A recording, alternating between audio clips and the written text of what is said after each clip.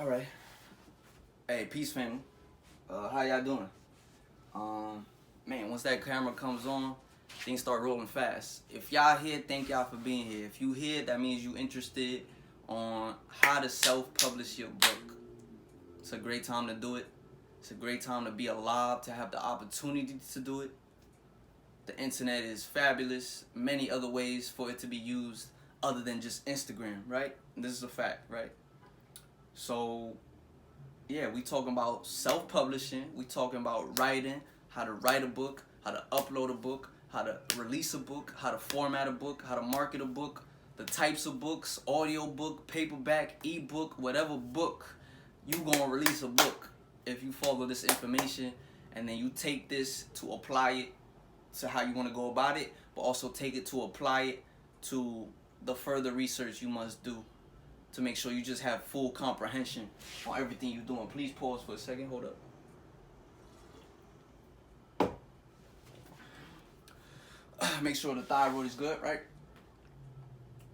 So my name is Andrew Glossy, right? I released my self-published book, poetry book, Bozo, in 2019. Designed the cover myself, back cover. Did the whole process. And it was a rewarding process, right? Everything I'm talking about right now, we're going to break it down further in the presentation. When it came to me wanting to do a self-publish, I was just like, I never liked conventionality, if that even exists anymore. I didn't want to have to report to somebody, have to answer to somebody, have to listen to somebody to tell me what they feel I should do with my art in order for it to get marketed better, or in order for it to be sold better. Oh, you got to do this in order. Nah, okay. Plus, with the resources I had, I don't really know about no publishing houses, none of that, you know, to be bringing my writing to. Especially if the avenues exist for me to do it myself, I'm gonna do it myself. You know, I don't want too many hands on it. But that's just me. But regardless if you share those same sentiments, self-publishing, artistic, creative autonomy is a rewarding process, and it will help you in so many other things outside of just doing the art.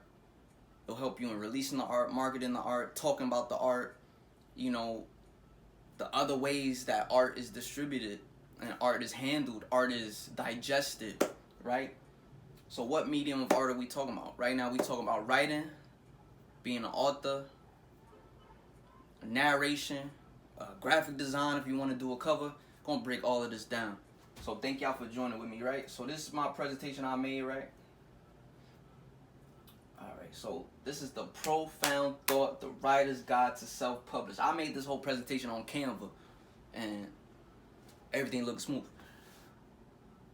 So the profound thought, why is it the profound thought? Like, when it like these are your own unique thoughts we talking about. This is in your brain. Why isn't it profound? You need to have this energy. You need to bring this energy when it comes to releasing your art. It is profound.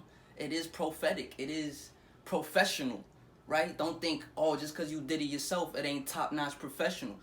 Like, this is as good as it's gonna get because it's coming from you, not somebody else. This is a fact, right? And it don't gotta be all this selling dreams, all this preachy. It's just like, why not? Why not do it yourself, right? Writer's Guide to Self-Publish. This image I used here, I just want to break it down real quick. This is called the Crystal Palace, right? So just like how I mentioned the thyroid gland, good for speaking, there's many things inside our body that exist that we don't even have information about, right? So the pineal gland, that's what they call the third eye, very important for heightened consciousness, heightened intuition, heightened perception. The thalamus, hypothalamus, pituitary gland. These exist in our minds as the crystal palace, right? The whole framework of how we be thinking is determined by certain things in our body that, you know, I feel is key to have a knowledge of in order for us to reach higher levels of expression, higher levels of ourself. If we have a vision of who we are at our highest potential, if we have a vision of our higher self, when it comes to striving towards that, we have to know and comprehend that it already exists within us. We just got to tap into it and keep on pushing. So when we talk about the profound thought, it starts off with understanding that your thoughts are profound to begin with. And we're going to start off right there. We already flaming. All right, come on, presentation. Don't play with me. Don't play with me. All right. With anything you do, there's got to be questions to ask, right? But questions to ask, is this a hobby or is this a career? I mean, you can make money from this to the point where it could be a career, even if you are doing it as a hobby. If it's your natural expression, if you really want to be a writer, you know, you could do this as a career, or even as a hobby, and still make money. But depending on the answer to this question, it'll determine certain avenues you got to go through in regards to like ISBN numbers and just, you know, how you want to go about the process. And that's all going to be broken down later. But ask yourself that, right? What do you think is going to take for you to complete this project? Understand your biases. Do you need to get better at time management? Do you procrastinate? Could you be more organized? You got to have all this laid out in order to understand what you need to make sure you're on top of when it comes to going through this process, right? I released my book May of 2019. I started the process January, February, right? That was about 3 to 4 months, right? And I was in college. I was in school. So imagine if I had 100% of my time to dedicate completely to this project. Probably would have been released way sooner. And then there's also the confidence factor. Are you really ready to release this project, right? And that's a question we're going to break down soon. But this is key to know, because you just got to make sure that you know who you are and you know what you need to be focused on in order to get the maximum result from this project, right? What is your vision of the final product? Just take a moment in your mind to just see it, right? See the writing laid out. See how it's organized. See how it begins. See how it ends. See what the cover looks like. See what do you want the readers to get from it. What do you want to feel once it's released, right? And this goes to the theme of the book. This goes again to how you want the book to flow. I knew I was talking about certain journal entries and poetry and poems that I was writing. I knew it was talking about very low self-esteem, self-conscious, depressive thoughts. But it can't be just that, right? So it was like, all right, it could start depressive, but it has to end on a hopeful, on a positive note. And that helped me flow throughout my whole book. But that's the question you want to ask. And we're going to touch on this later, but definitely look at some of your favorite books, right? Look at some of your favorite books and ask yourself, what do you like about the book, right? Like, what about the feel of the book do you like? How many pages you want in your book, right? Like what book size you want, you know? And we're going to break this down further in terms of how I went about answering this question. But this is key to know how you want your book to just be modeled after, right? And are you ready to release a part of your expression? Only you can answer that question. Like, once I released my book, it was like a weight lifted off my shoulders. It was just a blessing to even, the process is, the fun is in the process, right? But know that even once it's completed, the journey is just beginning. But it's very rewarding, and you got to be confident. And if it is a career, it's time. It's time to start now, if you haven't started before. If it is a hobby, then, I mean, just have fun with it, right? And as a career, you can still have fun with it, but just know it's time. And why not? Why not do it, right? Right, so then this goes to the next question, right? Next question is we just got to ask ourselves, like, why self-publish, okay? So, independence over creation, direction, and presentation of your art, right? This goes to awareness to the operations of releasing art and how artists are treated. When it comes to independence over your creation, you have nobody to answer to. You have nobody to have control over how the image is presented. There's no space for it to get misconstrued. It's 100% your liberation. This goes back to the last question. You liberating your expression. You, like, this is your, like, you just open the door and you just stand in and you just enter the building. Nobody could tell you nothing, right? Independence over creation, direction, and presentation of your art. So just know, when it comes to editing and certain things like that, you can get outside help. But when this whole process is 100% you, right? So you can go at your own pace, go at your own time. You decide how much effort you feel this should be given. It's all on you, right? But if you have a faith in your talent, the main thing is to make sure the writing is good. That's all you got to worry about, right? Or just make sure the writing is done. And we're going to talk more on that further later, right? And there's a higher potential for earnings, whether through royalties or directly. So we're going to break down royalties and just how those get broken down. But just like with music artists and how they sign contracts, whether they get paid in advance, book authors, when they sign with publishing houses, they get paid in advance. And advance is something they gotta pay back at that. Once the book is done, once the rollout, everything's been done, that's something they gotta get paid back. Sometimes they get paid that bread and they can keep that bread. But when we say a higher potential for earnings, you don't have to share the money with somebody, right? You might share a little bit of it with the self-publishing platform you choose to go through, but it's not gonna be like, if you sign with a publishing house, you might be getting 10%, whereas like with KDP is 60% royalty. Other self-publishing companies is like 40 to 80% royalties, right? It just varies. Or if you sell it directly and you sell it on your website, whatever, that's even more higher potential for earnings, right? To where, I mean, you still gotta keep in mind, if you selling it on your website, you gotta make sure you, again, the marketing, make sure you packaging the book, shipping the book, labeling the book. You got the branding correct in order to make sure that it's coming from you. All of these things you got to keep in mind, whether or not you selling it online on your own website or you're doing it through another avenue, right? You got to make sure your branding is correct. But like I said, if you're doing this completely on your website, that there's other things you got to keep in mind. But again, higher potential for earnings, right? And residual income. It's not like a publishing house pays you one time, you get maybe a little bit of royalties from your book, and then that kind of dies down later.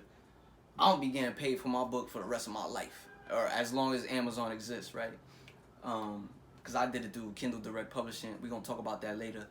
But I know I'm going to get paid residually for the rest of my life. The only thing that determines how much money I get is how good I market the book, how good I talk about it, right? And we're going to break down marketing, all of that later, right? Development of entrepreneurial mindset. This is key. Like, when we, just like there's a music industry, there's a book industry, right? There's the writers, there's the publishers, there's the book printers, there's the graphic designers, there's the book editors. If you do an audiobook, there's the book narrators. There's so many things that exist within this circle of art known as writing and being an author.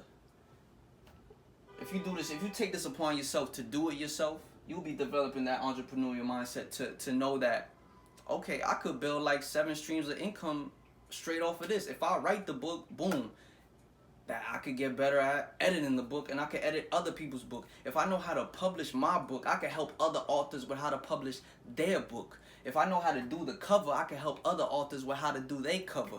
I just did a whole audiobook for my book. I can help other people do audiobooks for their book. Like, and there's bread just falling out the sky. You know what I'm saying? Like these are things you just got to keep in mind. Like, if you really tap in and lock in, and you, when it comes to following your art, you'll be rewarded in abundance. You just got to have that mindset. You know what I'm saying?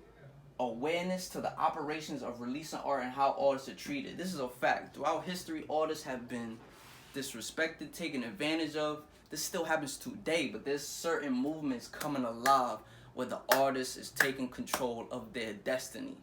And this is key. This is key to have in mind when it comes to answering why you should self-publish, or why you should just make sure you have as much autonomy over your creation, over the production of your creation, over the release of your art, all of that.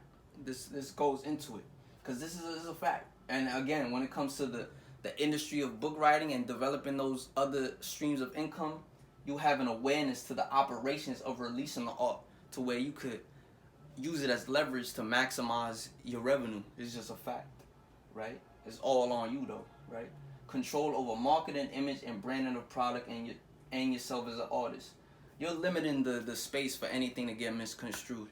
When you go with certain companies, they might use something negative against you as a promotional tool. You know, they might be like, all right, you're not doing a good job of marketing. We're going to we gonna slander your name in order to get some books sold, cause we gonna get some bread, right? They ain't really worried about you getting bread.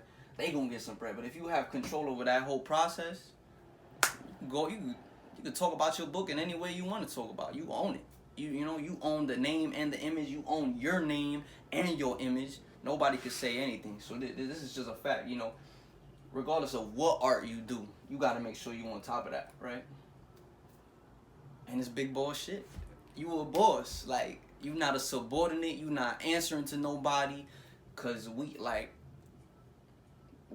know what the scheme is about. Okay, you gotta get this degree. You got a white picket fence, job 9 to 5, retirement. Make sure you on top of your 401k. Maybe you'll be able to take a trip to the Bahamas at 70. Maybe, right? Nah, I'm big boss shit. If I wanna write a book in the Bahamas on my time, I'ma do that. Who they telling? All right. So that's just things to keep in mind. When it comes to the entrepreneurial mindset, these are ideas you just gotta have floating in your brain, and just make sure you just brainstorming this. And this goes to what we're talking about now, ideation, right? When it comes just towards marketing as well, start just playing with ideas on how you want to market and promote your book. First things first, what type of book is it? All right, I did a poetry book, right? Whether it's a chapter book, nonfiction, fiction, fantasy, thriller, drama, short story, is it a picture book, self-help book? Are you self-help guru? You talking on a certain topic? You want to talk about weight loss or exercising? Obviously you'll have this. If you're trying to go forward with producing a book, you're gonna have this already in mind. So I knew when I wanted to release a book, I write poetry, I'm gonna release a poetry book, right? But definitely have that in mind, and you should already have that question answered by the time you start this process. This is obvious.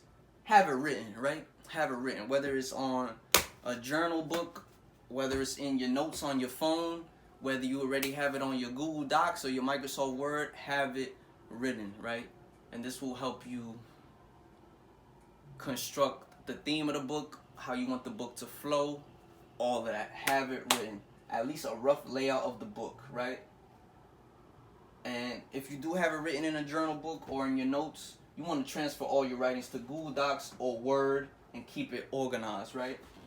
So this is key just for when you uploading the book and you're downloading the book and you're transferring it to a PDF to be put on the website. You want to make sure that it's already on a web-based platform, right? So what I mean by keep it organized, how I did it, right? And I'm gonna show this paper right here, but how I did it, let's zoom in here, right? I had all my poems, I put some drawings in my book. I had an individual document for that. For each poem, there were individual documents. This is a poem, this is a poem, this is a poem, this is a poem, right?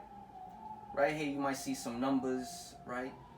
These are individual quotes that I used, that I had in my journal or in my phone notes. I use these as individual quotes to signify that a new chapter was beginning, right? So this quote here laid out the theme for what the next couple of poems were going to be about. So this one is called Sociology. Your whole life is based around stigmatized thought. So then it's like, okay, what is he talking about there? I have poems talking about social issues, the community I live in, the topics of the time, so on and so forth, right? Then let's see another one. Right, this is a poem. A dedication page. That's something if you want to do, keep that in mind, right? Gap pages, we're gonna break this down later. But for me, I use gap pages as right before a new chapter begin. So this is again a new chapter. The new chapter is signified by the underlying quote. So people die for opinions they hope is right just to be a part of something. And I'm talking about, again, certain social matters, certain social topics that is beyond sociology. We talking about like some real shit, like it's a fact, But the gap pages I use just to break up the monotony of it. You just kind of break up, to indicate, all right, this section, whatever this section was talking about, it's over. We in a whole new section, which is the new chapter. And that's how I went about doing my chapters. Table of contents, right? Make sure you once you develop the flow of your book and what you want to start the book, how you want to end your book, that's when you go about your table of contents, right? Let me see. Poem. There's another example I want to use. Which one is it? Okay, this one is called "Your Ex Don't Like You. Keep Working," right? So this just indicated a section about love poems, and I was talking about love, so like this is just how I did it, but just keep that in mind, how you want the book to flow, how you want what is the overall theme of the book, what topics are you talking about in your book, and how do you want it to be, organized, split up, cut apart. I want to use this right here because outside of the computer, I wrote where is it, right? Boom, compose theme and how a book will flow, the setup of chapters or poems, and the titles. So if you have a chapter, what is the title of the chapter going to be? Or, you could just write chapter 1, chapter 2, that sort of thing. But for me, just writing the poems, if you want to have poem titles, you got to think of the poem titles. You got to think of, again, the little quotes indicating the new chapter, like the titles for that. So again, what helped me with determining the flow and organization structure of my book, I wrote each poem down. I wrote the names of each poem down, and I just mix and match. Okay, what do I see going here? All right, what section do I want here? All right, Before I talk about love, let me talk about some social issues that got, and okay, I'm talking about love, so I'm building myself up through love. Then what are the next issues I'm gonna talk about? Okay, then I'm talking about race. Then I'm talking about me just spilling these thoughts that are in me. Me just talking about my masculinity. Me talking about spiritual matters. My inner spirituality. Then once I got to the part about spirituality, which came after love, came after the social matters, came after me getting over all these depressive thoughts. Once I started talking about spirituality, I realized, okay, this is me finally coming to terms with myself, to which I came towards the end of my book. I realized what I wanted to end my book on. But what I did, I took one of these yellow pages and I just wrote, all right, exploit the burning of the sun. This was an individual quote that I used to indicate a new chapter, and it was talking about, I guess you could say, spiritual battles, spiritual strengthening my own spiritual state at the time. So I wrote, this is the chapter, and then I wrote, okay, what poems do I want to go into this individual section? All right, what are some good poems that would go good in this section about, multidimensionality? And I put, okay, that poem there. I'll put that poem there. Boom, this poem goes good there. Let me see if y'all can see that. Hold up. Right? And then I put, all right, this is another section. I put what poems go there, right? Before I show that. Once I went through this process, I was just crossing out what poems were left, what poems could go in the beginning, what poems will I have available to use in the end. And then, I already knew what poem I was going to use in the end. So, boom, some blank pages, right? Light to Confusion, that's the last poem in the book. This is the last section, Confident Enough to Go to Sleep.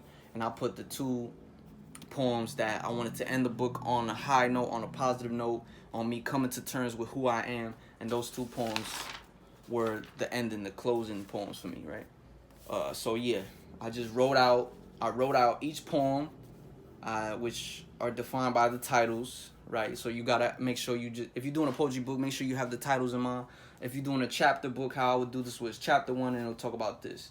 Chapter 2, and then maybe you could do some bullet points on, all right, in chapter 2, I'm talking about these topics, boom, boom. Or if you're doing maybe like a nonfiction book, all right, in chapter 3, this is when Karen decides to wild out on Becky G or some shit, right? Where is it? Where I started this, right? So this is where, all right, boom.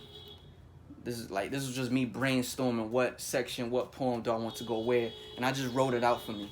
I wrote it out just to make sure it was organized in my mind, and just like, even if you aren't sure of it, just write down your ideas on how you might want to go about it, and that could help. So ideation, definitely when it comes to theme and how the book will flow, definitely have an idea of that. And this goes back to, seeing the final product in your mind. Like, how do you want it to flow, right? So the ideation continue, and here we talking about, ask yourself, what are some of my favorite books that I would like to model mine after? And through answering this question, you will determine the size, how you want the size of your book to be, the feel of your book, right? How does it feel? And the price of your book, right? If you see that some of the top books are labeled at $15, but maybe you were you're a writer starting off, you might put it at $10.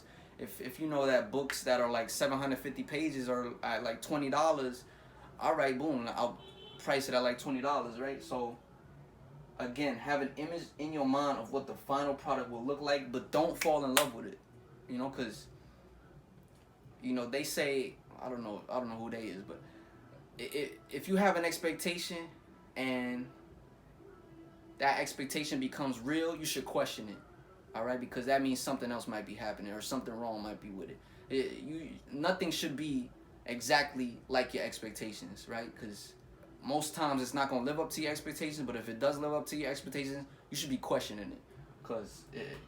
But just regardless of that, do not fall in love with the idea you have in your mind, but make sure you just strive to get it as good as you would want it, as good as you want it to get, right? Again, when it goes back to time management, do you procrastinate, stuff like that? Create a timeline of what you want to have done and by when, right? So from the format, when do you want your cover to be done? When do you want the editing process to be done? When do you want it to have it uploaded to be reviewed? When do you want it to be released, right? Give yourself objectives and have a system. Just like I wrote out what poems I wanted to go where, you can write out the objectives you want to have, and you just mark them off as you go. Mark them off as you go, right? Are you ready to liberate your expression? If you're going through this process, be open and ready to liberate your expression, all right? To answer this question, let me see. Ask yourself, what are some of your favorite books that I would like to model mine after? How I went about it, How I went about it, right? When it came to how I formatted my book, I modeled it after Rupi Kaur's Milk and Honey. So what did I do? I was like, all right, Milk and Honey, Rupi Kaur, popular book, very popular book. I know my book is a poetry book. All right, let me just see, like, simple cover. Well, what's the size of the book? What's the feel of the book, right? So I just went on the Amazon. I scrolled down to the product details. She had 208 pages. I had about 130 pages, right? Boom. She went with a publishing company. I did a self-publish, right? Boom, boom. ISBN. We're gonna break that down.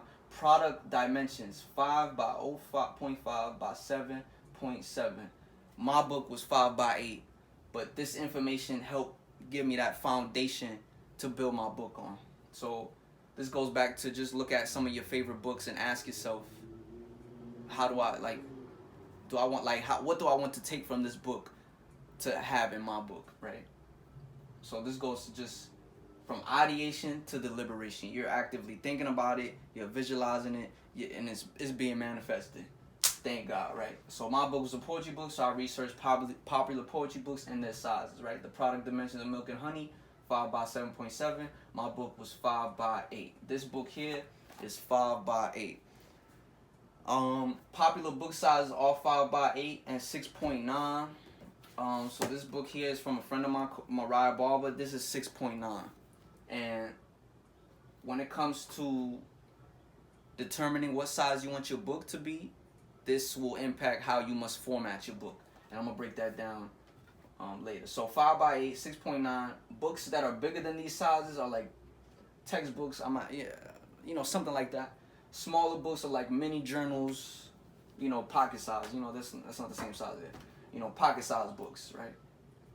So again, depending on the size you pick for your book, whether it's 5 by 8 or 6 by 9, those are the most popular sizes. It will determine how you format your book. So again, based on the book size you want, it determines how you have to edit the margins, the gutter, and the layout. So the gutter you don't have to worry about if you're doing Google Docs, because Google Docs doesn't really have an area to format to edit the gutter, but I believe in Microsoft Word they do, right? And the layout and the margins, these are key in order for the writing to fit on the book upon printing.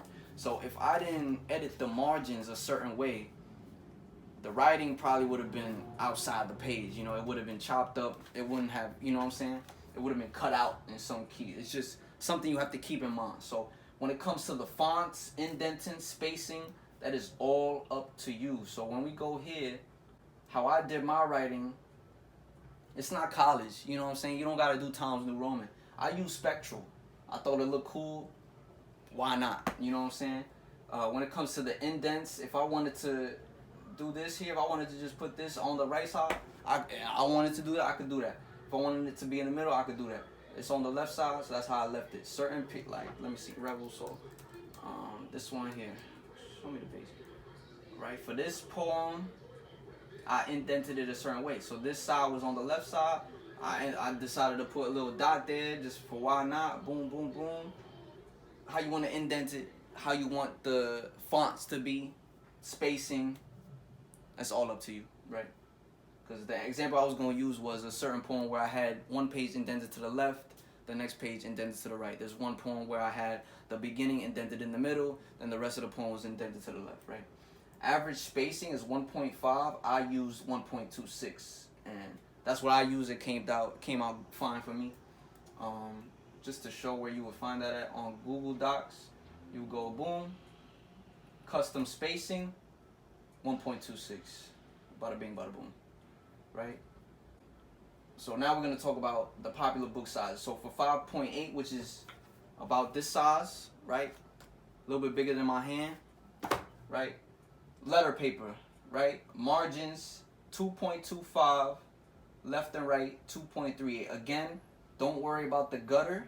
It's not on Google Docs. And mirror margins, I don't believe you could mirror margin, but if you are using Google Docs to edit the margins, again, 2.25 and 2.38, you will go here, page setup, right? Again, right? Letter paper, that's 8.5 by 11. Boom, you select it here if you want to do legal, whatever. I chose letter paper, and that's what, for the specifications, that's what it says to choose. And for the margins, 2.25 and 2.38, and that keeps it concise in this area here in order for it to be printed in that same kind of format, right? So that's for 5x8. Again, letter paper, you go to file and then page setup, and then that's when it'll show you the margins and then the letter paper and all of that, right? Don't worry about the gutter, don't worry about the mirror margins. Layout too, header and footer. So for that, I went to format, headers and footers. I put 2, right? And that works for this here. Another thing to keep in mind is the page numbers. I had an issue with the page numbers. Depending on where you go to get it formatted, if you go, I'm gonna list some sites where you can go to freelance people where you could like pay them to format your book for you. I don't know if they'll do it different, but I know for me, when it came, so this is page 73, when it came to formatting my book, like this is page 73, but if I wanted to come here and put page 74, I could do that, right?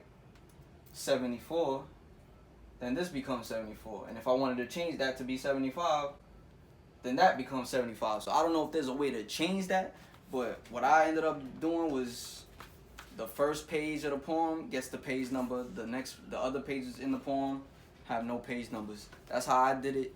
I feel like it's unique and it kind of helped, but if you go to an outside person to format it, they might be able to do that for you, but I knew for me, I couldn't. It wasn't coming together. So I just left the page numbers with the first page of the poem had the page number, the other pages on the poem didn't have it. The section, the chapter beginnings had the page number, some of the gap pages had the page number, but other than that, you know, I didn't, like if it was a like maybe 5-page poem, only the first page was gonna have the page number, because like I just showed it just doesn't allow you to keep with the continuation of it. For tools, headers and footers, 2-2. So here 5, let's go. 5x8, the layout, headers and footers on 2. For 6.9, just like I showed, you go to file, go to page setup, and then you will put letter paper. Margins is different. It will be 1.75. Left and right will be 1.88, right? And the gutter, don't worry about that. Let's show it here. So on file, page setup, let's see. 1.75 top and bottom. 1.75. 1.75. 0.88. 1.88. 1.88. boom, okay. And that will be for the 6x9 book, right? And if I was doing a 6x9 book, maybe I would make the font size a little bit bigger, because as you can see, it got smaller. But for the 5x8 book, it fit pretty concise and good for me. But yeah, you just go page setup, and bada bing, bada boom, do it like that, right? And for the mirror margins, right? If I wanted to edit this would be 1.88, whatever.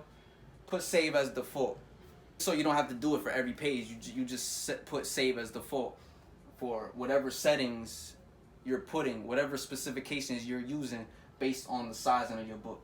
So again, I use 5x8.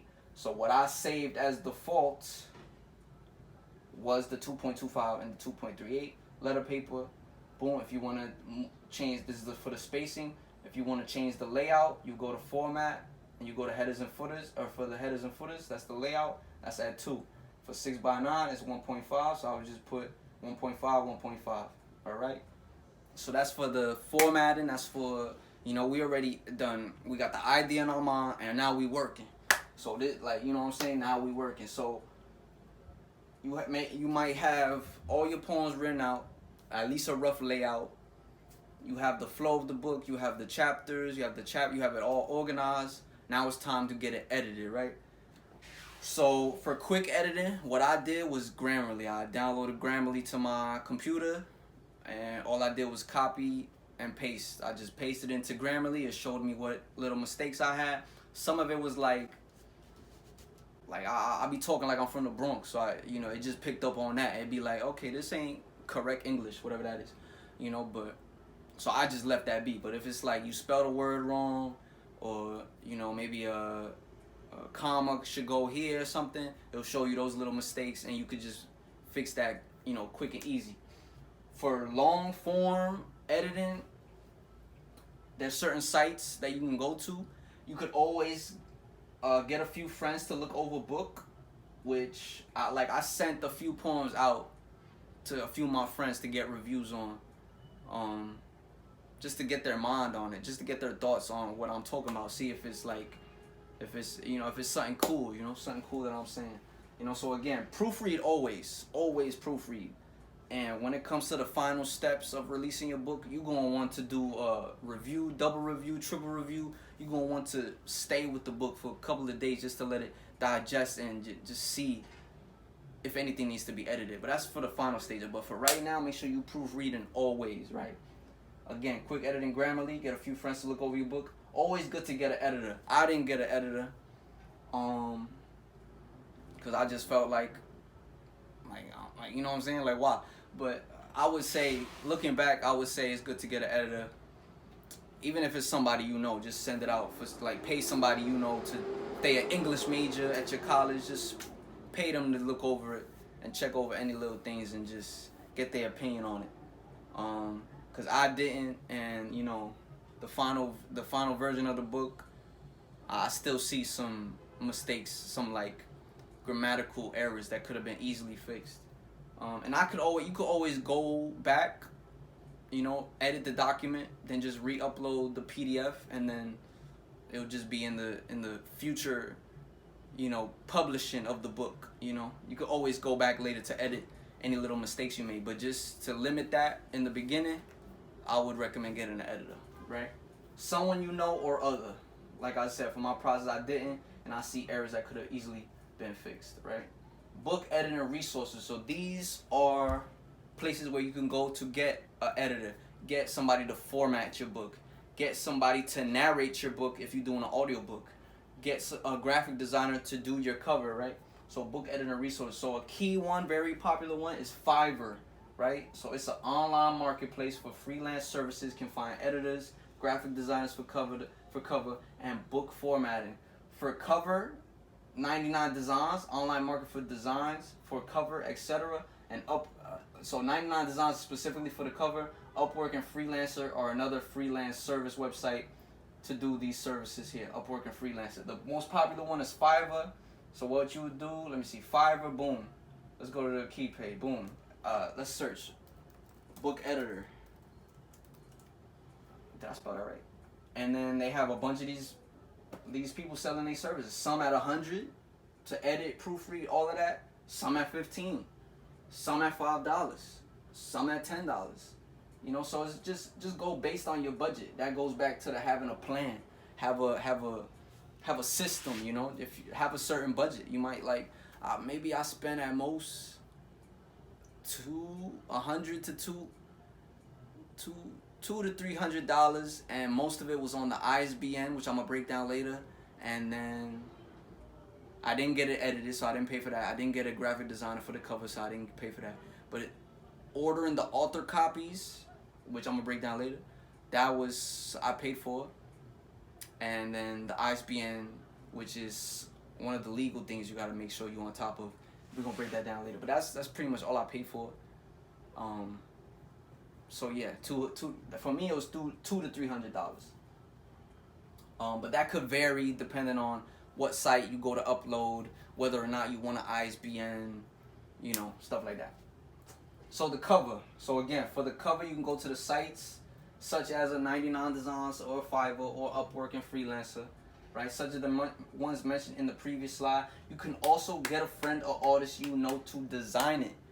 Use local artists around you. Like, this is a perfect opportunity.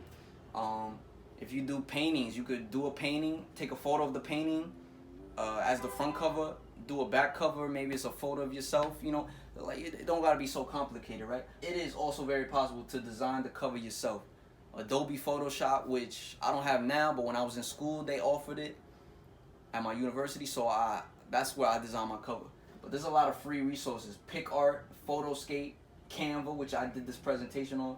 So I feel like it's very possible to do a cover on Canva. GIMP, PhotoWorks, all right? These are free resources that I feel can definitely, like, based on just the research I did on them, because I've never used them myself, but from the research I did on them, they look official photo editing software that you could definitely make a good quality cover. And I've seen some people use Canva to make their covers. You know, if it, you know, just put a photo, put a title on, put, you know what I'm saying, like something quick, you know. But for me, I wanted like something artistic, and I'm gonna break that down in a second. So something you could also do, can draw it, and then like you could draw a painting, maybe take a photo of it, and then just upload it to the computer. Or you could draw it, then scan it from a printer to a computer, and then you have a front cover and the back cover right there. And all you would do is just maybe put the images together. Or for me, with Kindle Direct Publishing, they had a thing where you could format it formats your cover for you. So, but yeah, I mean, that's something to look into. You know, it's definitely possible to do it yourself. But again, if you know artists around you, it's a great opportunity to give them some business. Also, Fiverr, it's very possible to find online resources to get it. You know, don't stress out about it, right? But I mean, this is something I just felt like you could draw it and then scan it off the printer, right? If you have a printer, or you could just take a photo of it. If you have an iPhone, you just do AirDrop, or just email it to yourself. You go to your email and then you download it onto a desktop computer, whatever. For me, Photoshop, if you are in school, some universities offer the Adobe services for students. That's how I was able to do my cover in school, right? So self-design cover. For my cover, I designed it myself, right? So I'm just gonna read these off real quick. For the front, I took 3 pictures, right? Where's the book I had, right? One of a drawing I did. This was the original drawing, right? Same as on the cover. I colored it later, but originally it was just a blank drawing, teardrop, right? So it was 3 photos. That's one photo. I wrote my name out, took a photo of that. I wrote the word bozo out, took a photo of that, right?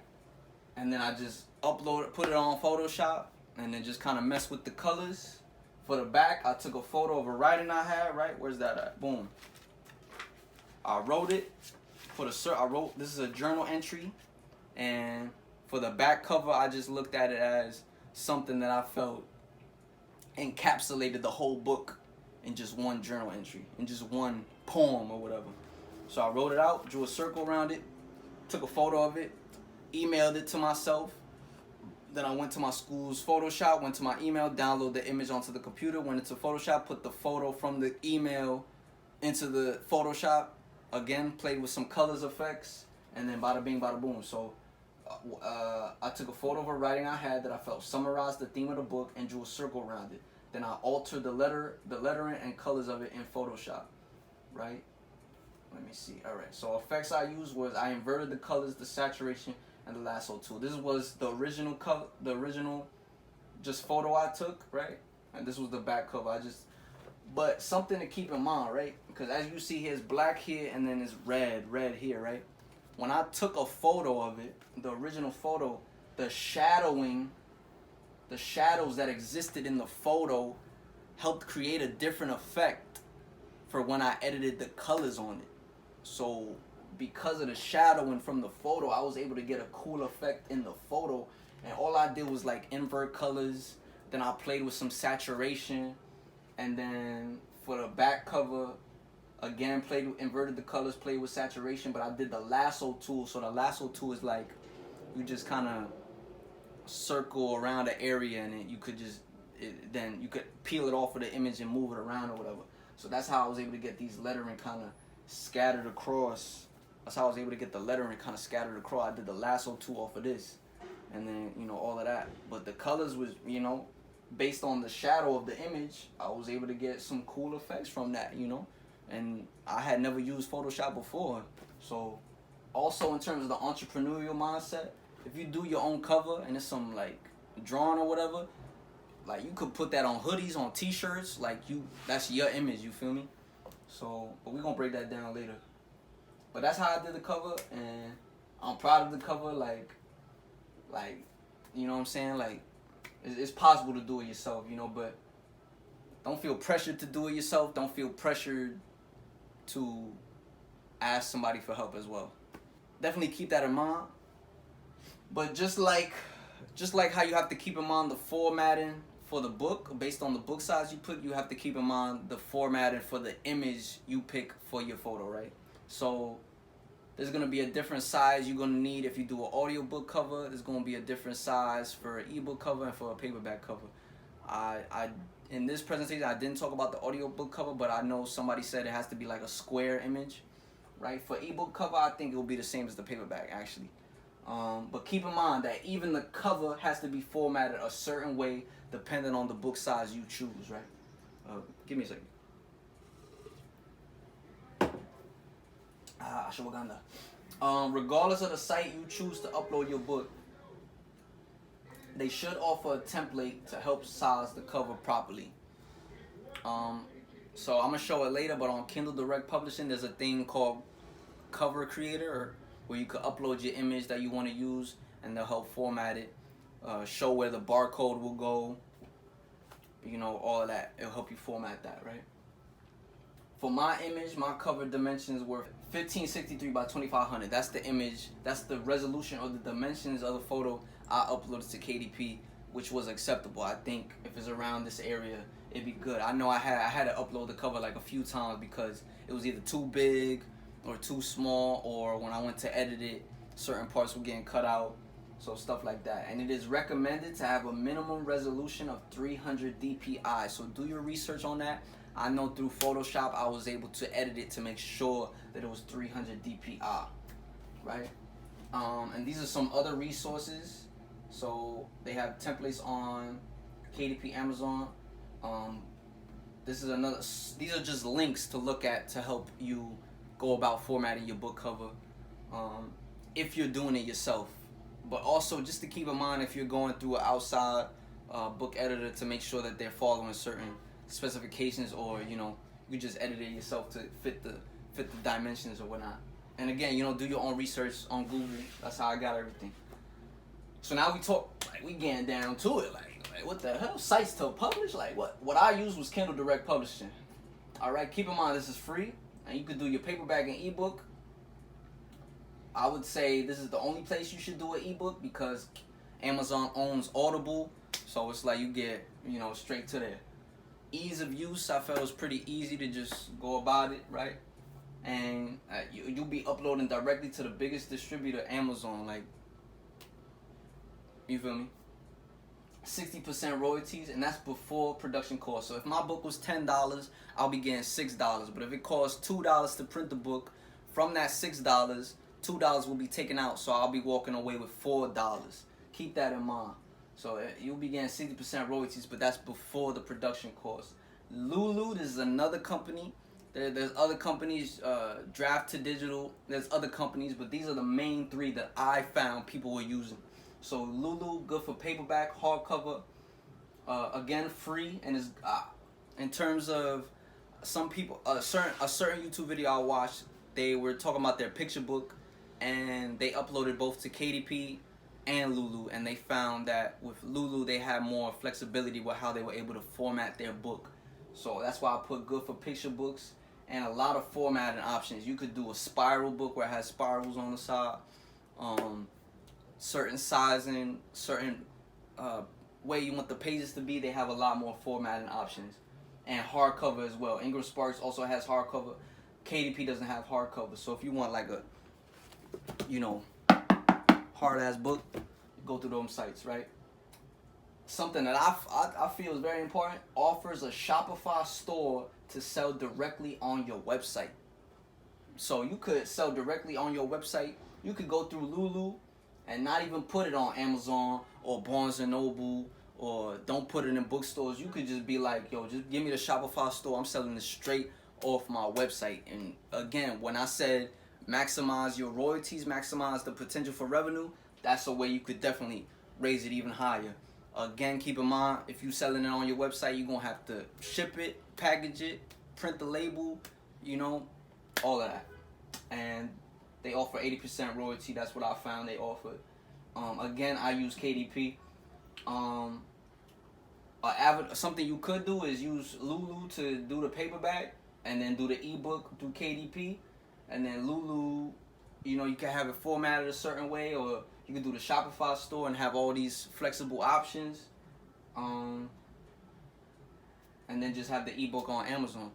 The way I look at it, I was thinking about doing that, like through Lulu, and then on Amazon just do ebook. But Amazon still has like the biggest platform, and the most eyes will see your book on Amazon. So something I might do in the future is have the paperback and ebook done through KDP, released on Amazon and some other avenues, and then just order the author copies, which I'm gonna show in the KDP interface. And then through the author copies, I could still do my own, selling it on my website. You know what I'm saying? But that's more technical, like, you know, you really about that entrepreneur, you know, movements, right? IngramSparks, that's another company. They do hardcovers and paperbacks, and both these websites do ebooks. But if you're gonna do an ebook, Amazon owns Audible, so you might as well do it where they directly to Audible. You know what I'm saying? IngramSparks, you have to pay $49 to upload, and if you find any mistakes and you need to re-upload for any reason, you have to pay to re-upload it if any edits are made. And 45% royalties, as again before production costs. So you know, you could do your research on it. I personally want to use IngramSparks, but $49 to upload, and then you gotta pay to re-upload. Meanwhile, Lulu's free, KDP is free, right? This is a site for audiobooks, so I put some YouTube resources in the presentation showing like how to do an audiobook, and it breaks down some of these platforms I'm gonna be talking about right now. But this is just another way to get, you know, maximize your revenue, and just adds to your brand. Like if you a poet and you do spoken word on the side, why not have an audiobook? I don't have an audiobook, but it's definitely gonna be something I look into for the future. So ACX, that's with Amazon, so they distribute the Audible, iTunes. So if you go exclusive with ACX, you get 40% royalties, and they hold you to that exclusivity for about a year. If you're not exclusive with them, you get 25% royalties. But if you do the 40%, give it about a year, then you can go to these other two platforms, and these other two platforms offer more distribution. Something that's good to keep in mind is that they do choose the price of your audiobook, which I think is very, very interesting. But audiobooks, from what I researched, they said they more expensive than regular books, just because the content is longer, right? You know, a 100-page book might be like 6 hours of audio. So that's just more stuff. But that's something to research and look into, right? But it could connect you to narrators, but you could also narrate it yourself, right? Find a Way Voices, so they have Audible, iTunes, library distribution, and other distribution. Like there's a whole bunch of, like, just like how with music distribution there's Apple, Spotify, Pandora, all of that. There's like a bunch of book distribution channels you can go to. So Find a Way Voices has more than ACX. So that's something, like I said, you could do non-exclusive with them and then like upload to both. Just something to research, right? But they have 80% royalty, very good. Can connect you to narrators. Again, has most distribution avenues. And then Authors Republic, Audible, iTunes, and library distribution. But Find a Way Voices has more distribution channels. But they both have library distribution. That's 70% royalty. And again, can connect you to narrators, right?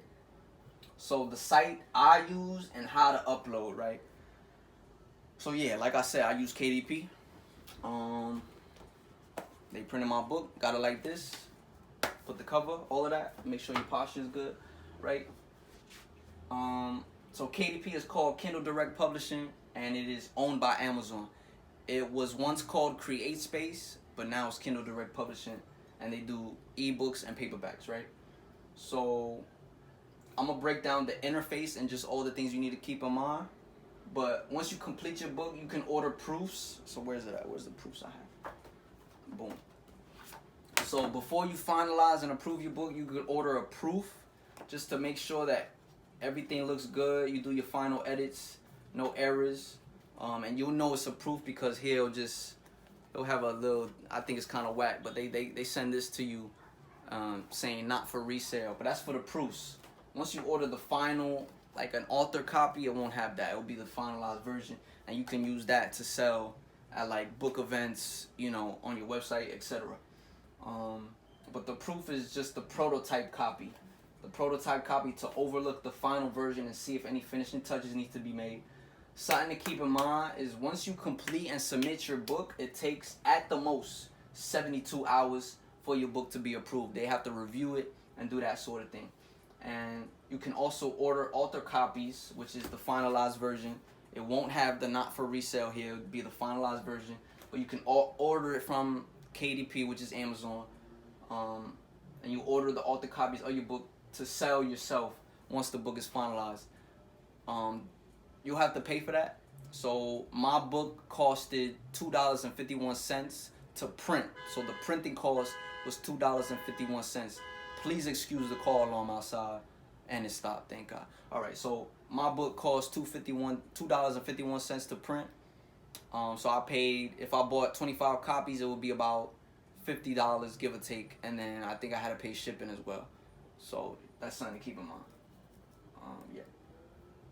So the KDP upload process. So the process was fairly smooth, and other book publishing platforms should be similar in setup. Like they should have the same kind of interface. You just put the details of your book, you upload your manuscript, your covers, you set your pricing, all of that. It should be the same regardless of whatever site you choose, right?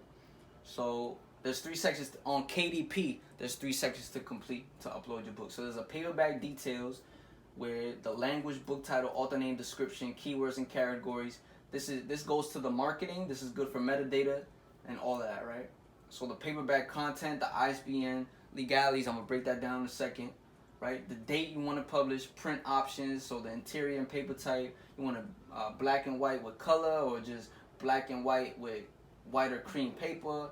Like the book trim size, we talked about that, 5 by 8, 6.9, or bigger or smaller size. Well, no, I think only bigger sizes, other than these two. But the bleed setting, so the bleed is, let's say you have a picture, you could put the bleed, and it'll print it beyond the margin. So if it's like a full photo image and you want it to go on the whole page of the book, you'll put bleed to have it go on that whole page. Whereas, like, let me see here, this image right here, there's no bleed, so it's just within the margins. But if I put bleed, it would have been extended throughout the whole thing, right?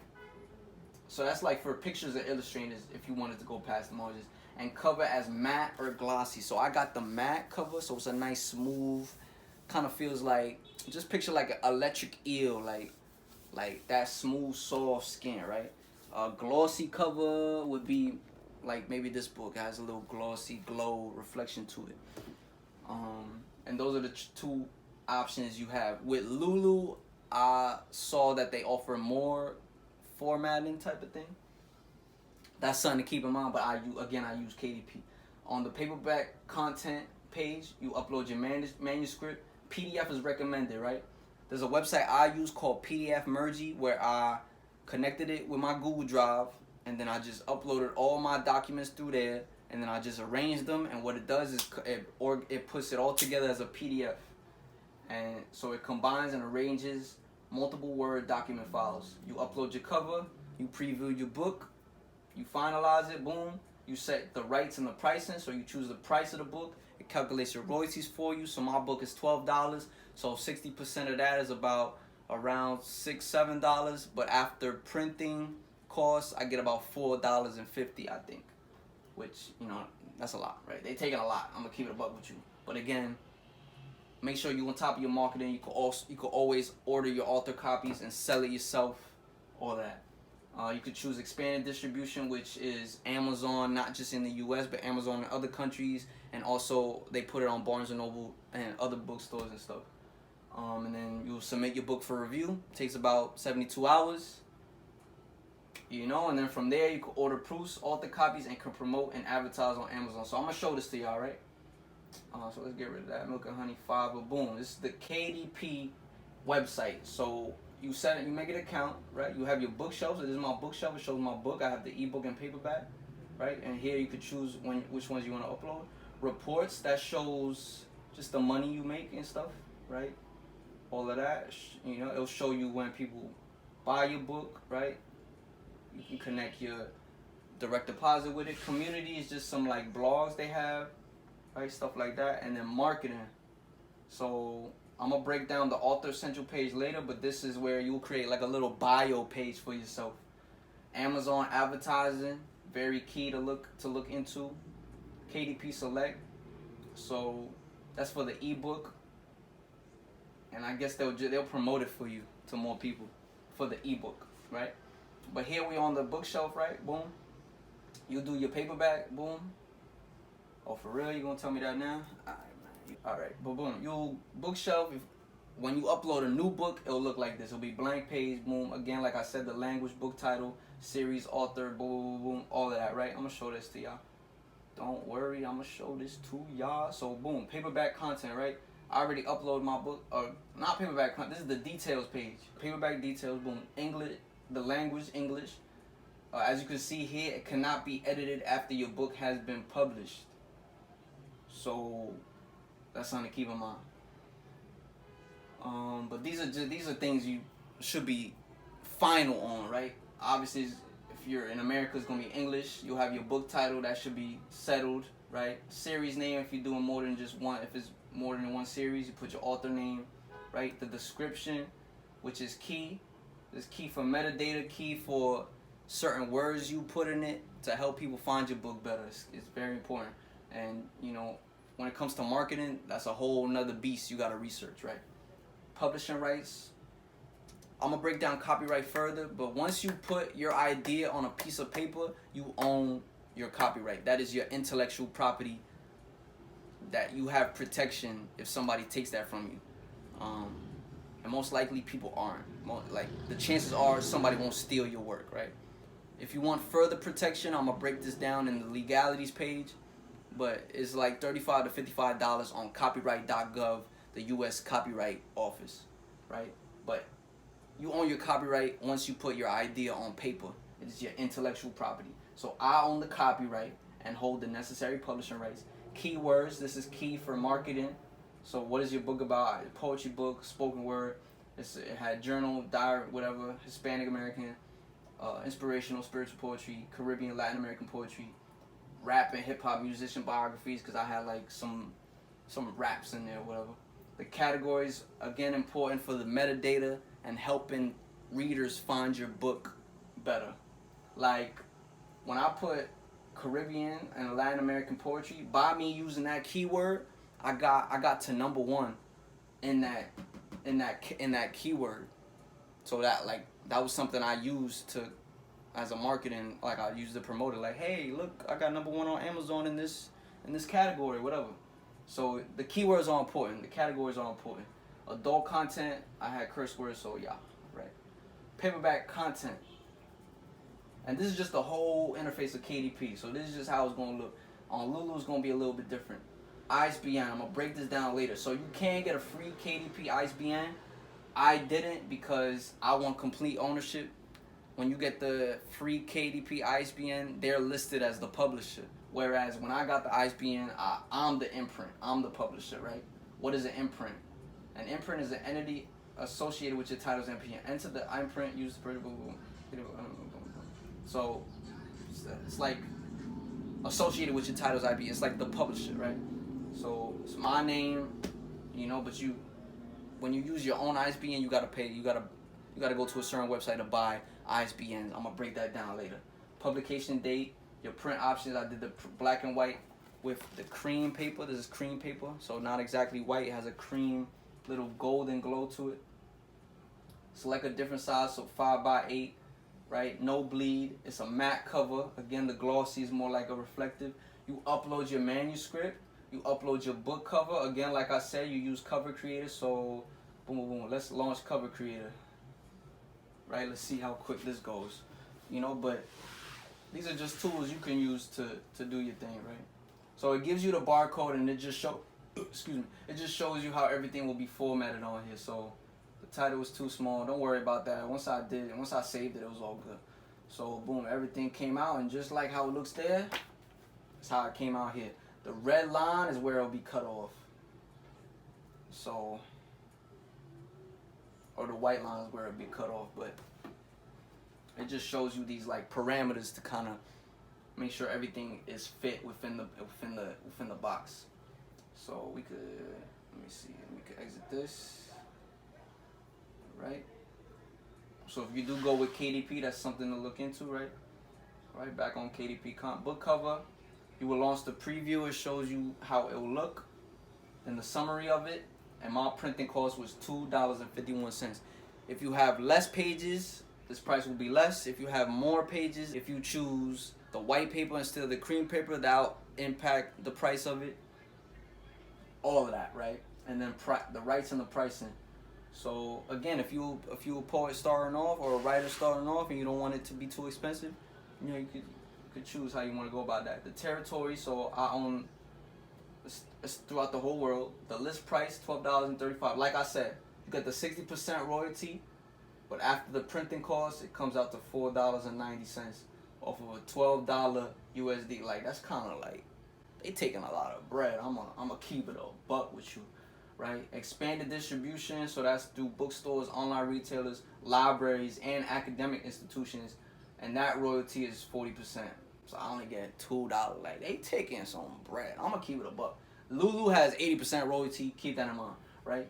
But regardless of where you go, like you're gonna have to be cutting a little check to somebody, right? Or somebody gonna be taking some bread, right? That's why you could always upload it and release it and sell it on your website, you know, and do that, you know. But this was me starting off, so I mean, you know, and I made some alright money from it, so I can't complain. And again, when it comes to art, it's about the passion of it. Can't always be about the money, right? But the key thing is you can make money as an artist. They don't want you to know that, but you can, right? Alright, so what was I trying to show? Alright, bookshelf, boom, I wanted to show, let me see, alright, boom, continue setup, let me go to content, right? And like, just like, go right there. You can go right there, Kindle, ebook, paperback, whatever, and just do your thing. And you just put all those information that I did, and then bada bing, bada boom. You know, the key thing to have is the book done, the PDF manuscript finalized, and the book cover, and you just make sure that's ready to be uploaded. The ISBN, I'm going to break that down in a second, right? So different sizes. Like I said, the 5x8 and the 6.9 are the most popular, but they have some other sizes here, right? More standard trim size. They have 8x10, 8.5x11. You know, this thing. But again, keep in mind that depending on your book size, depending on the type of paper you get, it will impact the printing cost of it. Let me see. Is this still recording? Oh, goddamn. We're going on an hour right now, man. going on an hour. Yo, we almost done, baby. Legalities, right? So like I said, this is the whole KDP interface, rights and pricing. Before I go to the legalities. So yeah, after the rights and pricing, you'll submit it. Takes about 72 hours. Stuff like that, right? Other things you could do is request the proofs. Oh, not the Dembo. Not the Dembo. Not the Dembo. Yo, bro, Bronx, bro. Hey, peace, family. Yo, pardon the musica, but we back with it.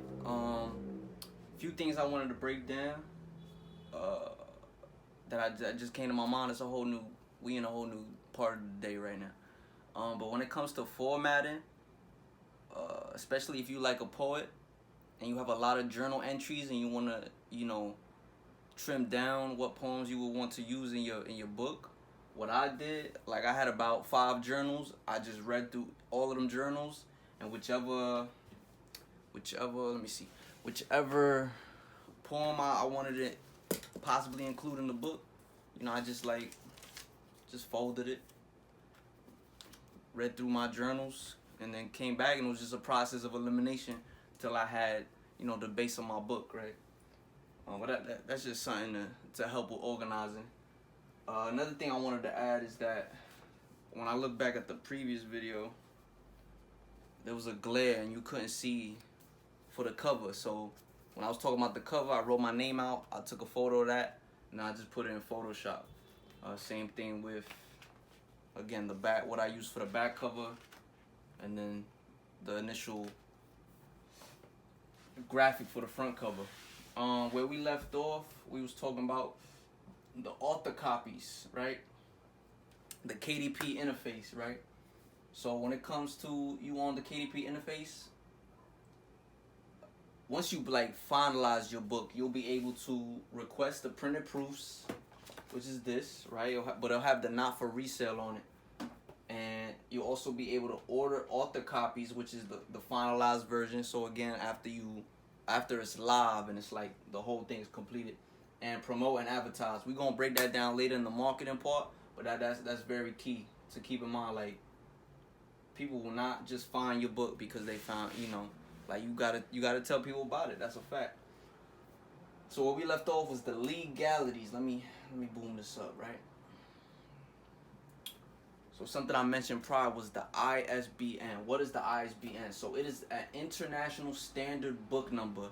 When you get an ISBN, it enters it into the book database, whatever those numbers is, you gain a number, right? It appears on the back of your cover, near the barcode. You'll see it right here, the ISBN, right? So there's 2 avenues you can go through. You could buy your own ISBN, which I did, or whether it's Lulu, IngramSparks, or Kindle Direct Publishing, they'll give you a free ISBN. If you're starting off and you don't want to be spending crazy bread like that, because you could publish a book maybe at most, just ordering author copies, probably $100, and everything else is free. If you don't get it edited, you don't get somebody to design a cover, none of that, you could probably spend at most $100, $50 to $100. And again, through sites like Fiverr, you could find somebody cheap to do a cover. You know what I'm saying? Sip some tea. Right? So again, in this international standard book number distinguishes your book from others, collects metadata. That's something key to know in regards to your marketing, right? And so free ISBNs offered by Amazon, Lulu, IngramSparks, and others. There's other sites, but you know, do your own research on that. The thing with this, right, when it comes to being a self-published author, when it comes to, you know, expanding as many distribution avenues as you possibly can, this will kind of limit you. Like, certain bookstores won't accept your book if they see that, you know, the imprint is owned by Amazon. You know, certain things like that, which I found when doing my research, which, you know, leaned me more towards getting my own ISBN, right? So if you get the free ISBN from the sites that publish your book, they'll own the imprint and they'll be listed as the publisher, right? So it's kind of like, damn. For the paid ISBN, you are listed as the publisher. You could put your name. You could just create a publishing company out of thin air, right? And you'll be listed as the publisher, and there's more freedom in how you go about distributing your product, especially if you want to sell it on a website or sell it yourself, things like that. So websites that sell ISBN. So it's a website called Balker, and they have a company. In some way, they're together. They're like the same kind of company.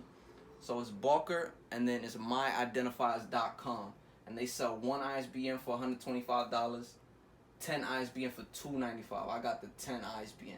So right here. All right, but there's another thing to keep in mind, right?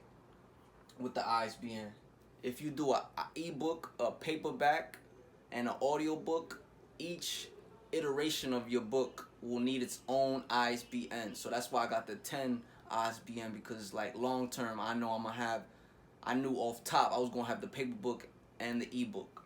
So, and especially if you do a hardcover, that's like 4 ISBNs you're gonna need. At the most, you'll probably be needing 2 ISBN if you do decide to pay for your own ISBN, right? So here I say each type of book you decide to make, from paperback, ebook, audiobook, will need its own individual ISBN number. Keep that in mind. This is like ISBN. It's not the most critical thing, but it's something to just have a knowledge about, especially if you're doing the self-published route, and especially if you want to have complete autonomy and just complete knowledge over the self-published book industry as a whole. So if you get a free ISBN, you can always take down the book and edit it to include ISBN at a later time. So it's not, don't feel just because you don't have the money now, or you're not sure if you want to get the ISBN now, don't feel pressured to get it. You know what I'm saying? You can always go back later and, delist the book and then just re-upload it, get it approved again, all of that. Just know you can do it. You can go back and edit it later, right? But you'll have to take the book down. But that's something to keep in mind. You're not pressured to get it right now. Just that's the main thing. You're not pressured to get the ISBN right now, right? So, and just whether it's a hobby or a career, that goes back to that question. Free ISBN if you starting off and writing as a hobby, or you just getting your feet wet. And paid is good if you want to build a brand and just have that complete ownership. So like I was saying with my identifiers, so boom. So it says Barker, and you go to my identifiers, right? Let me go back. Buy ISBNs, right? Boom. So what is an ISBN? Or why should I buy it? Boom. Improves the likelihood your book will be found and purchased. Essential information about your book. More efficient marketing and distribution of your title. Most retailers require it. Like, I mean, obviously, again, the KDP, Lulu, IngramSparks, they offer it, right? Analyze book sales data, and store them in databases. No legal or copyright protection, but it is used by law in some countries. And like that goes back, if you selling it off your website and you not putting it on Amazon or nothing, I don't even think you need a barcode or an ISBN. If it's 100% your product, you know what I'm saying? Because there's somebody named Derek Grace too, and he said that he uploaded his book to Amazon, waited till it got to the #1 best-selling book, and then he took it down, put it on his website, and I'm not sure if he went through Lulu and did it through the Shopify, or he just gets it printed himself and puts it on his website. But I know he said something about he don't even got a barcode on that, but that's something if you really popping like that. Obviously you would want it starting off for me, I want it on Amazon just to kind of build that audience. But then again, that could always change, right? So for 10 ISBNs it's $295. One is $125. For 100 is $575. And for 1,000 it's $1,500. That's a lot, but these are fees that a publishing house will be paying for, and using it as an expense to take out of your bread that they should be giving you, right? So, I mean, you got to spend money to make money. That's just a fact. Don't be afraid, like, just in terms of, like, law of attraction, manifesting. Don't be afraid of money. Think in abundance, like, especially if you on top of your stuff and you doing what you got to do. The money gonna come, right? And especially if the product is good. Like, are you kidding me? Right? So that's the ISBN, again, email me if you want this presentation, and definitely if you have any questions, you know, put in the, hit me up. You feel me? Further legality. So copyright. This is something you might be nervous about. Like, oh, I don't want nobody stealing my work. I don't want, you know, da da da. Comprehend, understand. Your book is copyrighted once you take the idea from your brain and put it on a piece of paper. This is your intellectual property. It is already copyrighted, right? But if you want that further protection, which, like, I didn't get it. It's not 100% necessary. And the chances are somebody won't steal your work. 'Cause that's a lot of effort somebody gonna go through to retrace your whole book and then put it as their own. Like, and imagine the energy they working with. Like, so don't even be worried about that. But if you do want the further legal protections, you can go to the copyright.gov or the U.S. Copyright Office, right? And it's from $35 to $55 for a copyright, and that lasts your entire life plus 70 years that copyright is active, right? So your entire life plus 70 years, right? It's also good to have an all rights reserved page in the beginning of your book, right? So I formatted my rights reserved page from fellow poet, met her through Phenomenal Voices, U Albany, yo, shout out, forever. And this was in her book of Mics and Pens and Guys and Other College Courses, right? So this is her book right here. This is a 6x9 book. I believe she got somebody else to do the cover, but, you know, a photo, put the words in the front. Like, this is a dope cover, you know, has a back writing, right? But she pretty much inspired me to see it as possible. Like, she said she released her own book. I'm like, how did you do that? Like, what? So, like, I give all credit to Mariah Barber. Like, shout out to her. If you watching this, Mariah, shout out to you. Like, for real. I remember I got a fade one time. She was like, oh, I see that first cut. But I digress. Maybe not digress. That's a bad word. But just, like, shout out to them, man. Like, for real. Phenomenal Voices forever.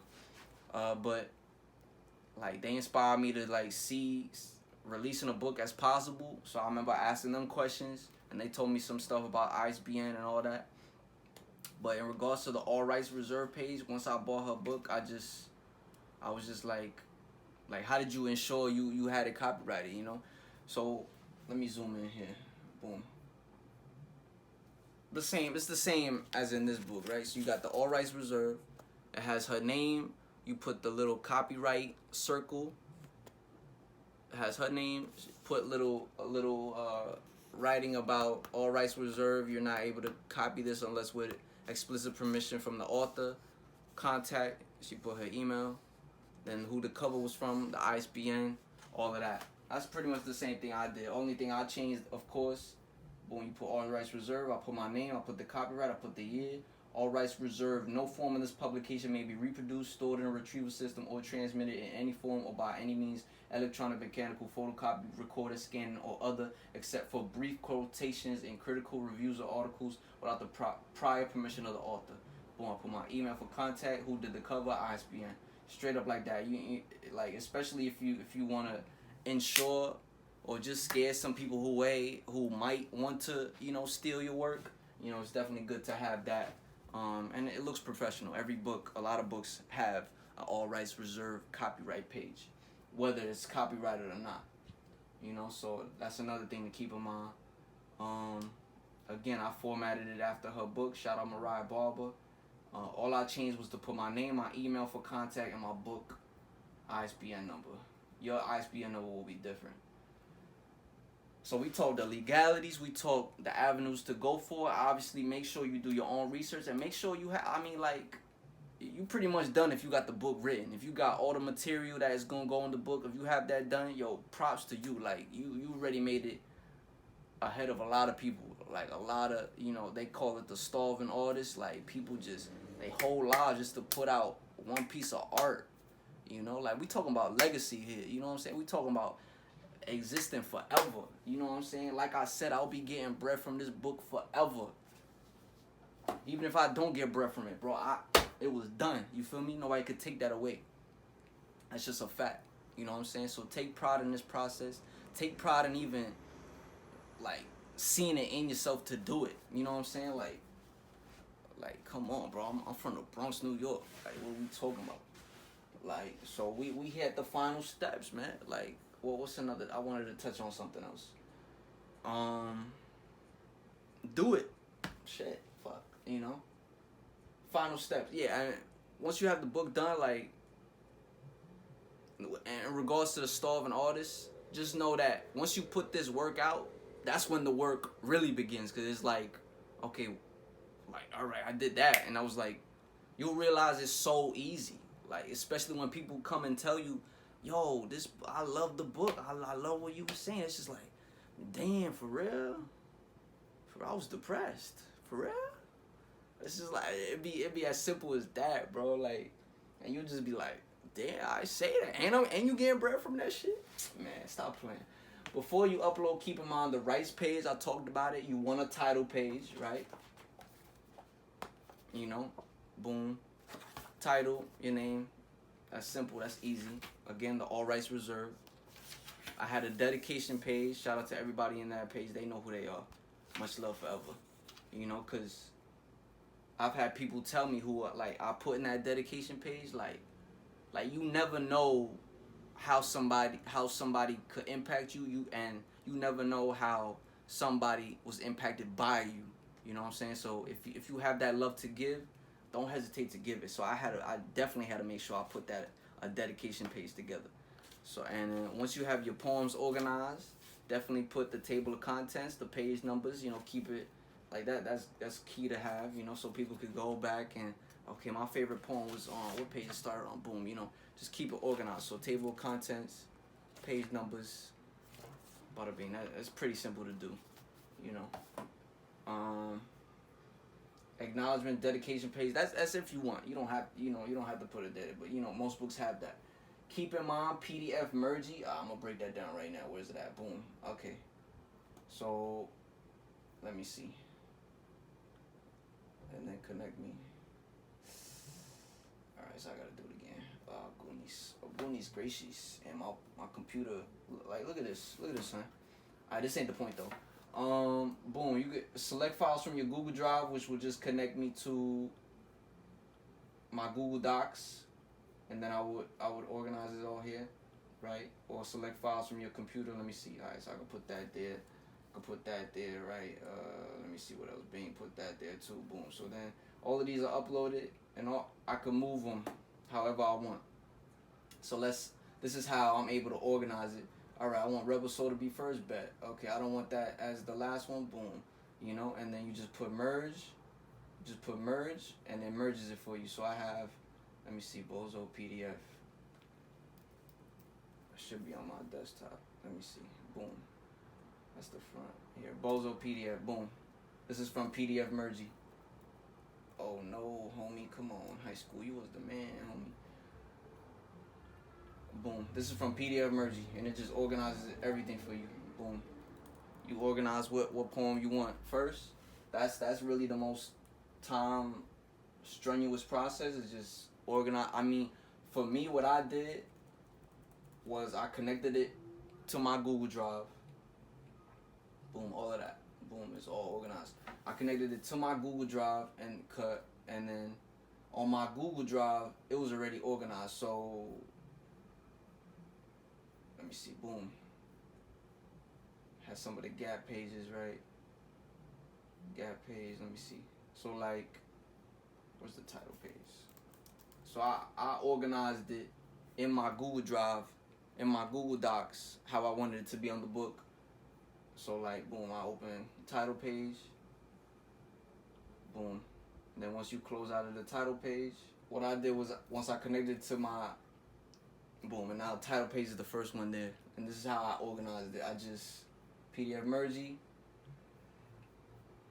select files from Google Drive, and then within my Google, this is what will be in your Google Drive, or just, you know, from my Google Docs, I had title page first, and then whatever went after that, whenever I had it already organized. All I did was upload all of that, merged it, boom, saved me some time. Either way, you're gonna have to organize it and arrange it. That's the key word. Arrange it how you want it to be final. You merge it, you review it, and that's what gets uploaded as the manuscript. yo, bro. So yeah, this is what I use. This is what you will use as well to upload as the manuscript, the PDF, because it's recommended you use a PDF, and you could also do a doc, but you know, PDF merging is definitely key, and if it puts it in a PDF for you, just upload it like that. So, but definitely, you know, make sure you review that. It's arranged how you want it to be arranged. You upload the manuscript. That's your manuscript. You good to go, right? So definitely keep in mind PDF merging. It's something I used like in college. It helps with a lot. You know, so boom, files to convert into PDF and arrange them to have the manuscript. Again, you may need gap pages, which is just a blank page. I use this to have a space before a new chapter begins. So it's just something to break up a last section ending, a new section beginning, right? Don't overthink it. Have a plan for a release. So this goes to the marketing. This like tell your friends about it. It's coming. It's here. We did the damn thing. Tell them about it. Like really get hype. Like yo, y'all gonna get this shit. The fuck. And then once it's all done, your final edits, do a complete review, re-review, double check, sleep with it, wake up with it, look at like have it as your daily prayer, like look over it, like breathe it. You should be able to read it like the back of your hand. You know how it is, where and how, all that, whatever. You feel me? Definitely make sure you do this. And this is before you finalize it. You gotta make sure, again, proofreading is essential. Like even after it got edited, make sure you looking over the edits that the editor made. You know what I'm saying? Like you gotta make sure you on top of it. Like I said, once my book was done, I still see grammatical errors that could have easily been fixed. And even now, again, you could take it down, edit it, put the new changes in, and in the future copies, it'll be valid. But it's still like it didn't have to be like that. It could have been crisp from the beginning. But it also adds personality. Like don't you know what I'm saying? Like my pops be saying words incorrect all the time. And shit, I be laughing, but at least we saying it right. Some of the things that you be talking about, nobody else is talking about. So you got to take pride in it, or just be confident in your expression. Like that goes back to liberate your expression. Like this shit really serious. Like it's a blessing for real. Like to have all these avenues, man. So upload to your selected book publishing site. Order the proofs to make sure you got the prototype, and make sure you know how the final copy is gonna look, and you just completely satisfied, and you ready to go. You ready to tell niggas about this shit. Tell the whole block what you telling, right? Before I get to this, I just want to say mistakes I made that I wish I could have done better. I broke down the editing, but sip some tea, you'll be okay.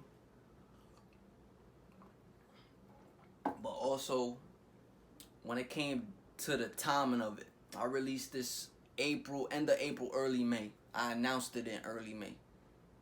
And this was my junior year of college. The semester was over. If I had, again, time management, been on top of it more, and realized how faster it could have been out, I could have had more time in the semester to do more events, do more open mics, in my school's area, tell more people about it and promote it better. Considering, I did pretty good considering. I sold pretty good and people knew about it. I had shout out phenomenal voices forever. I had a base of poets around me to show this to and get like critiques from on the spot, because they cared about the craft, just like I did. So it was just like, yo, bet. And when it comes to selling it, yo, do not slack on the bread, yo. Like there was times where I would tell, like people would be like, yo, let me get a book, bada bing, bada boom. You give them the book. Okay, what's your Cash App? Yo, it's $10. Make sure, send it to me by, Then some time will go by, and I'll be like, yo, you got the book, right? Yeah. They will make no mention of the payment. They would just completely forget the payment. And me hesitating, me knowing that they ain't even pay. I'm just looking at them like, all right, maybe you'll remember. They not gonna remember. Be on they ass. Tell them, yo, bro, that shit $10. Send me, yo, sis, it's $10. You gonna send me that bread? Not so aggressive, but still like, just make sure. Yeah, it's $10. Yeah, $10. Yeah, what? How? Yeah, yo, yeah, 10. It's gonna be 15 in a second. Like, that's a fact, you know? Because there was people who I gave the book to, and then they look at you like you stupid. Like, I dare you to ask me to pay. Excuse me, nigga, you is gonna pay. I don't give a fuck. You know, like, so there was people who gave the book to, I would be like, yo, you got it? They'd be like, yeah. Don't see them for the next 2 weeks. You know, and it's like, then you hesitate to tell them to pay. You got to be adamant about it. Like, when it comes to being a business person, when it comes to being an entrepreneur, do not be soft when it comes to the bread. Like, this is one of the biggest lessons I had to learn. I had somebody in my building tell me, yo, I want a book. I brought it down to the first floor. I knocked on their door. I'm like, bet. I gave it to them. They looked at me, and I could have easily just been like, oh, it's $10. I ain't say nothing. They just looked at me, said thank you, closed the door. I'm like, damn. It's like that. You know, you could be surprised, but you don't know people's financial shit. But they don't know yours either. You put your blood, you put your sweat, you put your tears into that, you gonna get that bread. You gonna tell them about that. Yo, I ain't trying to curse, but you gonna tell them about that shit. It's whatever price you gotta pay them beans and gotta be on them about it. Like, you know what I'm saying? Cause like, people really be hesitating to support. Like, when it comes to some bullshit, they be like, oh, it's nothing. I'm throwing cash out the window. But when it comes to like an artist starting out or a business entrepreneur, people be hesitating to give the bread. What y'all doing? Do not slack on that. No, people is fickle too. Like, if they see other people hopping on it, then they'll decide to hop on it. But starting off, nobody knows you, whatever. Make sure you on top of the bread. Like, do not slack on that. And also, know that people are going to be generous. Like, I had teachers in my school. I had friends that I told them it was $10. They paid me $20. And that's a blessing. You know what I'm saying? You know? So, it could even out. But still, like, do not let nobody slack on the bread. Like, excuse me? Oh, my God. Marketing. Like, this goes back to it. Like, if that needs to be part of your marketing scheme, make it part of your marketing scheme. Nobody will get past me on the bread. Like, make it a whole tagline. I don't care. It is essential after you release your book, right? Do not expect to release it and for people to automatically find it. No, you got to tell people about it. You feel me? You know, and in this world we live in, online presence, internet presence, social media, IG, Facebook, Twitter, all of that. You gonna need to be on top of it. That's just a fact, right? So this goes again. Have a plan. Have a release calendar. All right, this week I'm gonna drop a little video about it. This week, I could talk about my process on self-publishing. This week, I'm going to talk about how I organize my chapters and all that. This week, I'm going to talk about the setting. What's the backdrop to the setting that the book lives in? Maybe a character analysis of one of your characters in your book. You know what I'm saying? Like, just stuff like that. Have fun with it. You know what I'm saying? Like, really, like, once you release it, it's like the can of worms just got open. Go all out with the idea. Flesh it out till there's no more to talk about. You know what I'm saying? You know, go to the max with it. Also, know who your target audience is. If I'm doing a poetry book, I know I have poets in my circle to market to, that I was going to be around regardless, because we was in the same, you know, organization in college. So it was like, you know, I want to see them put their books out too. That's why I put this whole presentation together, you know. Shout out the artists, you know. Make sure you know, give love to your artists, man, your local artists. You know, some other things for marketing, you could start a YouTube channel and, again, document your process. You could post live poetry, you know, book readings. You know, again, break down your characters, all of that. Oh, my goodness. What the fuck? Okay. You could do videos for your poems or on the topics you will talk about in your book, right? So, like, if it's a self-help book, you could do a video about how these ideas help you help yourself, you know what I'm saying? If you talk about self-love, talk about why you thought these ideas were key to help give you the self-love you was looking for. Self-love is beautiful, right? Could start a YouTube channel. Just branding yourself, like, show your hobbies, you know, do vlogs, like, you know what I'm saying? Who cares, right? IG videos, right? It's also good to have the social media presence on IG, Facebook, Twitter. My main thing is IG, so that's what I'll be using. So IG videos using, like, you could do a live poetry reading, and then from the live book readings, you take a little snippet of that, and you just have the 1 minute clip on IG, and just you cross promoting. You know, one content from one thing could help be used for content for the other things. Right? Bike life, yeah, and then you could post those, or again do a IG live book reading, right? Facebook live book reading. Also giveaways. You could give the book away and just tell people, yo, just write a review for me, put it on the website. You just write your truth, honest review, you know, just to get that, you know, insight rolling in, get the eyes on it, right? Engage your followers, engage your fan base, share your other hobbies, you know, show your personality, you know what I'm saying? Don't feel like don't really be pressured to like, don't worry about the numbers, who's buying, who's not buying. Like I said, you'll be making bread for this for the rest of your life if you own it. And if you do self-publish, you know, I personally made more money from selling it myself than I did on Amazon, but I still got some good bread from Amazon. But when it came to ordering my author copies, came in a box, I took up to school, bada bing, bada boom. But again, like I said, do not let them slide on the bread. They gonna play with you. They gonna play with you. You feel me? But let's say you don't want the online presence, right? You don't even want to be on online. You could still do book events, book readings at bookstores. You could do live. You could do speaking gigs at schools, or, you know, seminars, stuff like that. You know, talking about what you're talking about in the book, or talking about the book itself, talking about the self-published process. You know, again, you're branding yourself. You a brand. You got to look at yourself like a brand. You know what I'm saying? So, like, this is key.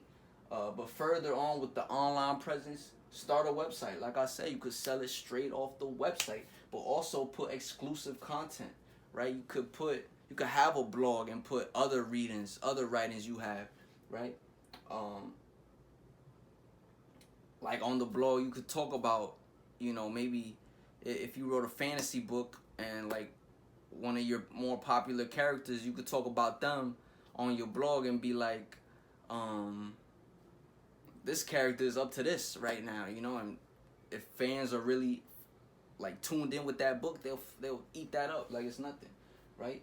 But on your website, you can put exclusive content, have a blog, again, start a blog, or sell merchandise inspired by the book.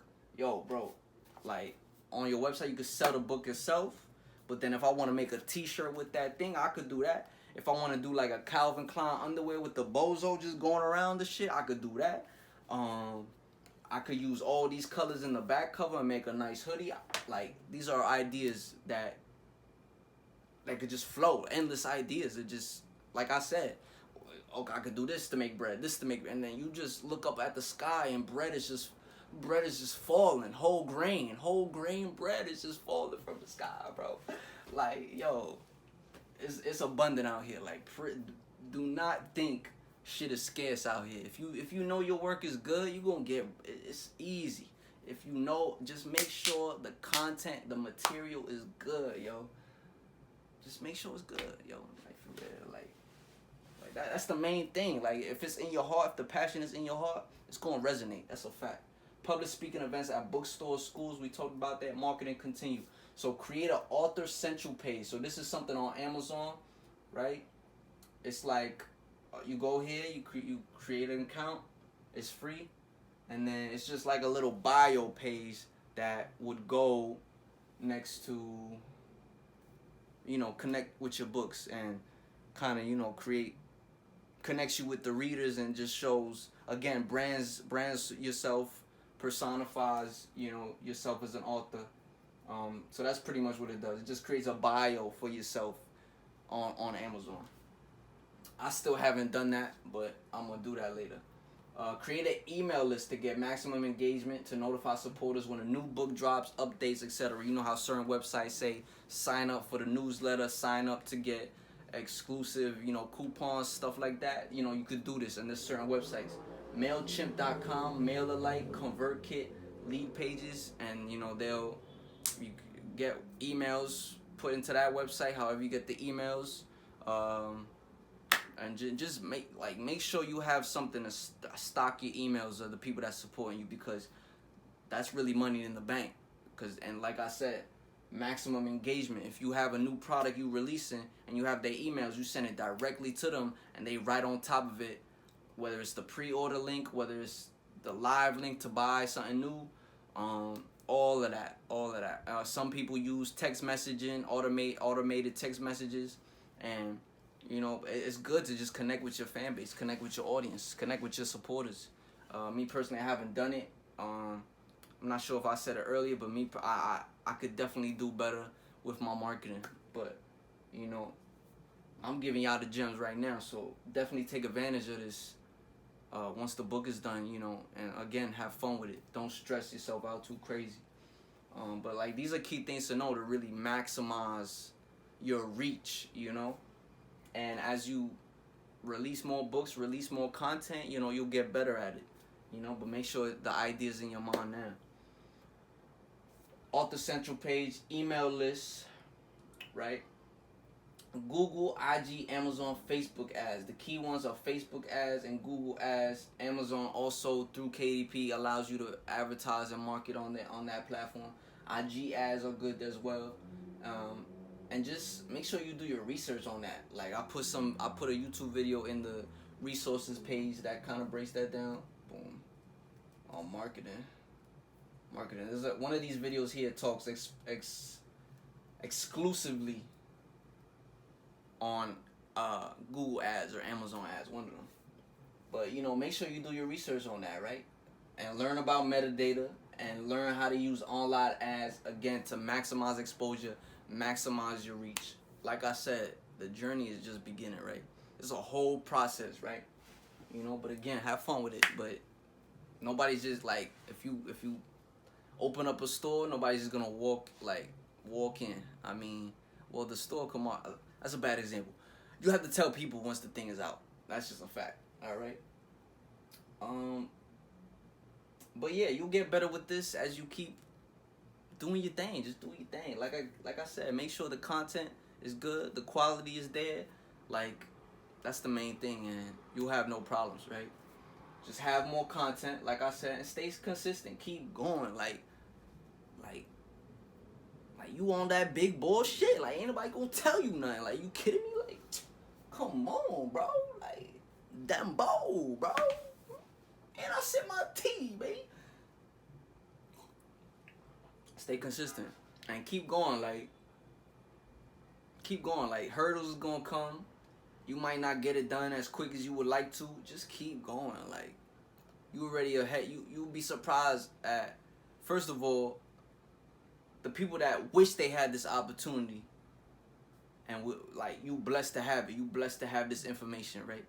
The people who wish they had this opportunity when they was younger, and you'll just be surprised at how ahead you are. You really are, just by, you know, undertaking this opportunity to just go forward with it. Whether you go through a publishing house or you go through 100% through a book printer, you know, however you do it, like, you doing it, you know, or it's in your mind to do it, you know. So just follow that, and you'll be surprised with what comes with it. You know, it truly is a blessing, you know. So again, email me if you want this presentation. These are further YouTube resources that that helped me with, like, the whole process, gave me the information that was key for me to go through the process, and also just helped me build up the research, build up the information for this presentation. Ooh, that's a bar, right? Starting off, some formatting help. I got some links here, format, layout, right? Don't overthink the format. Don't overthink it, right? ISBN, legalities, boom, audiobook, marketing. This is where this video is gonna go. Blessings, you know. Do not let them slack on the bread. That's a fact. That's a fact, yo. And if you an artist, you an artist for life. You know what I'm saying? Don't overthink it. Have fun with it. If it's in your heart, it's gonna show. And if it's really truly in your heart, it's gonna call to you and it's gonna come to you, whether it's now or later. You know. So just, like, if you watch this whole video, if you looked at this presentation with whatever, God bless y'all. Blessings to you and your expressing, to you and yours. Make sure y'all stay safe out here. Time is now. Peace.